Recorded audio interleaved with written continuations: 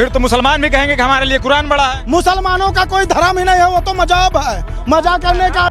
हम ब्राह्मण हो करके भगवान कृष्ण की पूजा किए। कृष्ण जी ब्राह्मण थे, राम जी की पूजा किए, राम जी क्षत्रिय थे। हमने रावण को नकारा है। मेरठ में 10,000 दलितों को जनेऊ दिया गया, किसी ब्राह्मण ने नहीं विरोध किया। कहते हैं कि ब्राह्मण हमारा समर्थन करे, हमारी सरकार यदि बन जाती है। आप कब्रिस्तान रंग कर सफाई में नाच देखकर ब्राह्मण आपका समर्थन करने वाला नहीं है। क्यों करेगा ब्राह्मण समर्थन? उनका बपौती रखी है। मुझे यादव पर नहीं तकलीफ है, यादव हमारे भाई है, हमारे बीच के लोग हैं। अगर कोई भटक गया तो उनको साथ लेने का काम करना है, हमें बांटने का काम नहीं करना। लेकिन ये जो जहन में जहर घोला जाता है कि हम परशुराम को नहीं जानते हैं, वो तिलचट्टा। अखिलेश यादव साफ तौर पे दावा करते हैं कि ब्राह्मण हमारा समर्थन करे, हमारी सरकार यदि बन जाती है तो 27 में हम परशुराम जी की भव्य मूर्ति का बना देंगे। पहले कृष्ण भगवान का तुम समर्थन करो, ब्राह्मण अपने आप आपके साथ आ जाएगा। आप कृष्ण भगवान का समर्थन कर ही नहीं पाते हो, आप ईदगाह के ऊपर बोल ही नहीं पाते हो, आप कब्रिस्तान रंग कर सफाई में नाच देखकर ब्राह्मण आपका समर्थन करने वाला नहीं है। ये उनको समझ में आ जाना चाहिए। क्यों करेगा ब्राह्मण समर्थन? उनका बपौती रखी है, क्यों करेगा? पहले कृष्ण भगवान का समर्थन करो। नहीं कृष्ण भगवान का कर पाते हो, काशी विश्वनाथ का समर्थन करो। सबसे पहले ब्राह्मणों समर्थन करूंगा। वो तो अपने आप को कट्टर यदुवंशी बताते हैं। दो यदुवंशी हैं, एक कंसवंशी, एक कृष्णवंशी। जो यादव आज कृष्ण भगवान के प्रति निष्ठा रखते हैं वो मोहन यादव जैसे हैं, और जो अखिलेश यादव निष्ठा रखते हैं वो कंस वाले यादव हैं। मुझे यादव पर नहीं तकलीफ है, यादव हमारे भाई हैं, हमारे बीच के लोग हैं। अगर कोई भटक गया तो उनको साथ लेने का काम करना है, हमें बांटने का काम नहीं करना। लेकिन ये जो जहन में जहर घोला जाता है कि हम परशुराम को नहीं जानते हैं, वो तिलचट्टा दामोदर यादव जो बोलता है उसके बारे में आप समझो। क्यों बोलते हैं? क्योंकि गुमराह करने के लिए इनको वोट लेना है, इनको यादव बाभन ठाकुर बनिया में लड़ाकर वोट लेना है, इनको हिंदुत्व को कमजोर रखना है, इसीलिए लड़ते हैं। मैं अभी भी, कल मैंने ऐलान किया मैं ब्राह्मण हूँ, मैं योगीवादी हूँ, मैं ब्राह्मण हूँ, मैं योगीवादी हूँ। अगर मुझे तकलीफ होती जाके सोशल मीडिया देख ले। मैंने कल सुरेश यादव का समर्थन की बात की है। सुरेश यादव जी यादव जाति से हैं और सनातनी है, सनातन को मानने वाले हैं। मैंने खुले मंच से यह बात कहा है, सुरेश यादव जी अगर सनातन की बात करोगे मैं आपके साथ खड़ा मिलूंगा, लेकिन शर्त एक ही होगी, किसी भी जाति का होगा। अगर सनातन का साथ दोगे तो हम आपके साथ हैं। और हमारा बेटा ही अगर राम मंदिर का विरोध करेगा, कृष्ण जन्मभूमि का विरोध करेगा तो सर तन से जुदा करने में भी देर नहीं लगाएंगे। जैसे आप बता रहे हैं कि योगी जी के आने से मंदिर का उद्घाटन हो गया है। मंदिर तो सुप्रीम कोर्ट के द्वारा बनाया गया है, सुप्रीम कोर्ट के आदेश से बना है। देखिए, राम मंदिर स्थापना के समय योगी जी का योगदान रहा है। ये कोई कहता है सुप्रीम कोर्ट के आदेश से, तो जब मूर्ति स्थापित हुई तो परम पूज्य ब्रह्मलीन दिग्विजय नाथ जी महाराज ने मूर्ति स्थापित किया था। राम मंदिर आंदोलन का पूरा बीड़ा अगर किसी ने उठाया तो ब्रह्मलीन परम पूज्य अभयनाथ महाराज ने उठाया। और आज मंदिर जब बना है, जब मंदिर बना है तो वो काम भी कौन किया है? योगी आदित्यनाथ ने जी महाराज ने किया है। और कोर्ट का आदेश तो बाबरी मस्जिद पर भी था, बना के दिखाओ, कहाँ बन रही है, दिखाओ ना हमें। क्या आपका क्या कहना है भाई साहब? मेरा यही कहना है कि कोर्ट का आगे आदेश आया है, आपकी बात सही है, लेकिन इससे पहले काहे नहीं आया कोर्ट का आदेश? कोर्ट का आदेश इससे पहले भी आ सकता था, आज ही क्यों आ रहा है? क्योंकि जब आप जिस चीज़ में इंटरेस्टेड रहेंगे आपको वही चीज़ दिखेगा, उसी चीज़ पे आप कार्य करेंगे। बीजेपी का शासन, योगी जी का शासन जो आया है आज भारत और उत्तर प्रदेश में, उसका मेन ध्येय यही है कि गौहत्या बंद हो, भारत अखंड हो का जो नारा हम लोग लगाते हैं, इस पर वो लोग कार्य करते हैं। यही नारा वो लोग लगा करके आज अपने अपने सीट पर हैं। आने वाले समय में हनुमान जी की कृपा रही तो अयोध्या तो हमने जीत ही लिया है, मथुरा और काशी भी जीत लेंगे, कृपा रहे हनुमान जी की बस। राम मंदिर तो बन गया, राम मंदिर के बनने से यहाँ की आम जनता को क्या क्या लाभ हुआ? क्या लगता है कोई लाभ हुआ यहाँ की जनता को? मैं आपके सामने मोटी सी चैन पहन के खड़ा हूँ, ये राम मंदिर की देन है। अब इससे आगे और कुछ नहीं बोल सकता। पूरी अर्थव्यवस्था बदल गई राम मंदिर बनने से। 4000 होटल हैं और 4000 होटल में 8000 मैनेजर हैं। मैं केवल होटल लाइन की बात करता हूँ। आज पानी रख दीजिए और पानी बिकता है। पहले पानी से कमाई होती थी? नहीं होती थी। आदमी नहीं आते थे तो कमाई का है कि होती थी। 5 रुपया चंदन से 2000 आदमी कमा रहे हैं। कैसे कमा रहे हैं। अर्थव्यवस्था बदली है। आज अयोध्या में बड़ी बड़ी कंपनियां निवेश करने आ रही हैं। किसकी देन है? राम मंदिर की देन है, योगी जी की देन है। आज नए नए ट्रेन चलाए जा रहे हैं। क्यों चलाए जा रहे हैं? योगी जी की देन है। पूरी अर्थव्यवस्था राम मंदिर से बदल गई। और जो लोग कहते थे, उनके मुंह पे तमाचा है दो चीज़ों का। एक कहते थे कि राम मंदिर बनेगा, डेट नहीं बताएंगे, वो तमाचा दूर हुआ। दूसरा तमाचा पड़ा कि मंदिर से रोजगार मिलता है, तो आप जाके देखिए कितना निवेश राम मंदिर के कारण हो रहा है। 1 लाख की जमीन की वैल्यू आज 1 करोड़ की हो गई है। अयोध्या स्थित जितने भी अगल बगल आस पड़ोस के क्षेत्र हैं, कैमरामैन से लेकर के जो कार चलाते हैं वो सब तक बढ़िया पैसा कमा रहे हैं।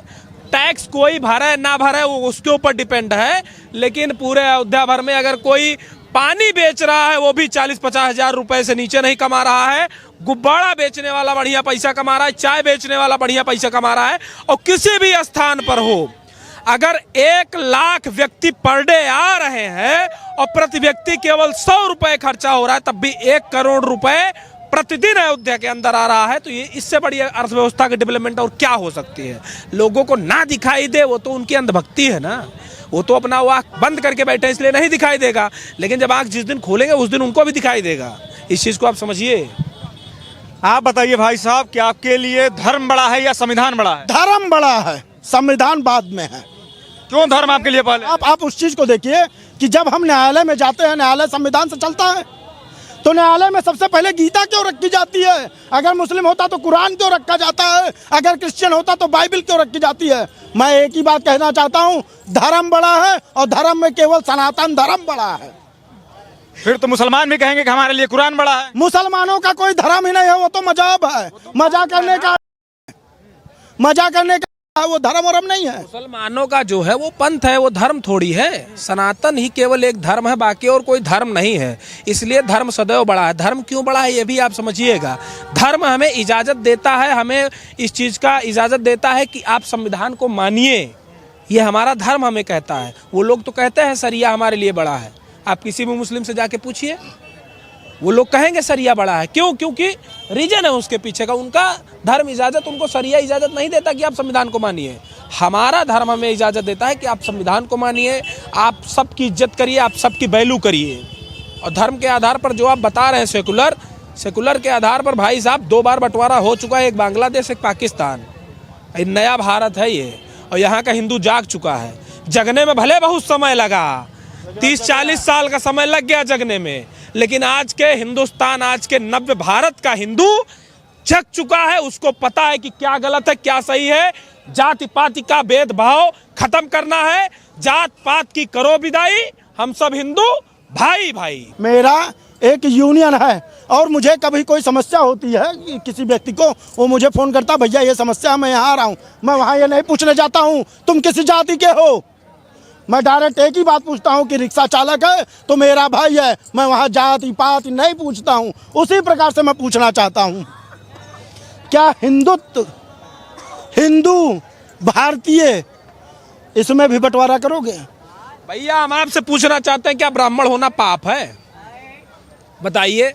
हम ब्राह्मण हो करके भगवान कृष्ण की पूजा किए। कृष्ण जी ब्राह्मण थे, यादव थे।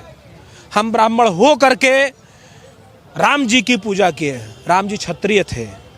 हमने रावण को नकारा है, वो ब्राह्मण था, वो गलत था इसलिए नकारा है। यदि गलत को गलत कहना गलत है तो ब्राह्मण गलत है, लेकिन यदि गलत को गलत कहना सही है तो ब्राह्मण सही है। इस चीज को आप समझिएगा। और ये नया हिंदुस्तान है। आप धुरंधर मूवी देखे होंगे, ये नया हिंदुस्तान है और नए हिंदुस्तान के नए हिंदू हैं हम। घर में घुसेंगे भी और घर में घुस के मारेंगे भी और मार के वापस भी आएंगे। कोई हमारा कुछ कर नहीं पाएगा। आज का समाज है, मैं जात से ब्राह्मण हूँ लेकिन कर्म से बनिया हूँ, क्योंकि मैं बिजनेस करता हूँ।